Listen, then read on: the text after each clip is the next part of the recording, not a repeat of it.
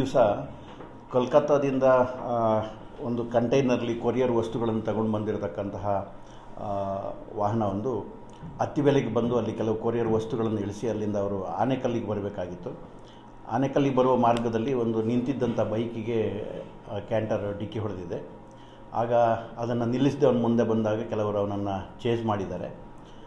ಆ ಕಾರಣಕ್ಕೋಸ್ಕರ ಅವನು ವೇಗವನ್ನು ಹೆಚ್ಚಿಸಿಬಿಟ್ಟು ಆನೇಕಲ್ಲಿಗೆ ಬರುವ ದಾರಿನಲ್ಲಿ ತಮಿಳುನಾಡಿನಿಂದ ಬರ್ತಾ ಇದ್ದಂಥ ಒಂದು ಆಟೋ ರಿಕ್ಷಕ್ಕೆ ಡಿಕ್ಕಿ ಹೊಡೆದಿದ್ದಾನೆ.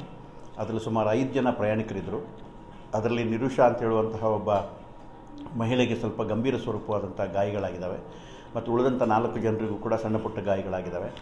ಆಗಲೂ ಸಹ ಅವನು ವಾಹನವನ್ನು ನಿಲ್ಲಿಸದೆ ಮುಂದೆ ಚಲಾಯಿಸ್ಕೊಂಡು ಬಂದು ಆನೇಕಲ್ಲಿನ ಕೋರ್ಟಿನ ಮುಂಭಾಗದಲ್ಲಿ ಒಂದು ಕಾರಿಗೆ ಡಿಕ್ಕಿ ಹೊಡೆದಿದ್ದಾನೆ. ಅದರಲ್ಲಿ 3 ಜನ ಪ್ರಯಾಣಿಕರಿದ್ದರು. 3 ಜನರಿಗೂ ಸಹ ಸಣ್ಣ ಪುಟ್ಟ ಗಾಯಗಳಾಗಿದ್ದಾವೆ. ಅಲ್ಲಿಗೂ ಸಹ ಆತ ವಾಹನವನ್ನು ನಿಲ್ಲಿಸದೆ ಚಂದಾಪುರ ಕಡೆಗೆ ವಾಹನವನ್ನು ಟರ್ನ್ ಮಾಡಿದ್ದಾನೆ. ಟರ್ನ್ ಮಾಡಿ ಚಂದಾಪುರದ ಕಡೆಗೆ ಬರುವ ವೇಳೆಗೆ 3 ಕಾರುಗಳಿಗೆ ಡಿಕ್ಕಿ ಹೊಡೆದಿದ್ದಾನೆ. ಬಟ್ ಅಲ್ಲಿ ಯಾರಿಗೂ ಇಂಜುರೀಸ್ ಆಗಿಲ್ಲ, ಸಣ್ಣ ಪುಟ್ಟ ಗಾಯಗಳಾಗಿದ್ದಾವೆ. ಈ ನಡುವೆ ಕೆಲವು ವ್ಯಕ್ತಿಗಳು ಮೃತಪಟ್ಟಿದ್ದಾರೆ ಅಂತ ಹೇಳಿ ಗಾಳಿ ಸುದ್ದಿ ಹರಡಿದ್ದರಿಂದ ಚಂದಾಪುರ ಸರ್ಕಲ್ ಹತ್ತಿರ ಆ ಗಾಡಿಯನ್ನು ಸಾರ್ವಜನಿಕರೆಲ್ಲ ತಡೆದುಬಿಟ್ಟು ಆ ಗಾಡಿಯ ಚಾಲಕನಾದಂಥ ಪ್ರೇಮ್ ಅಂತ ಹೇಳುವವನಿಗೆ ಅಸಾಲ್ಟ್ ಮಾಡಿದ್ದಾರೆ. ಅವನಿಗೆ ಸ್ವಲ್ಪ ಗಂಭೀರ ಸ್ವರೂಪವಾದಂಥ ಗಾಯಗಳಾಗಿದ್ದಾವೆ.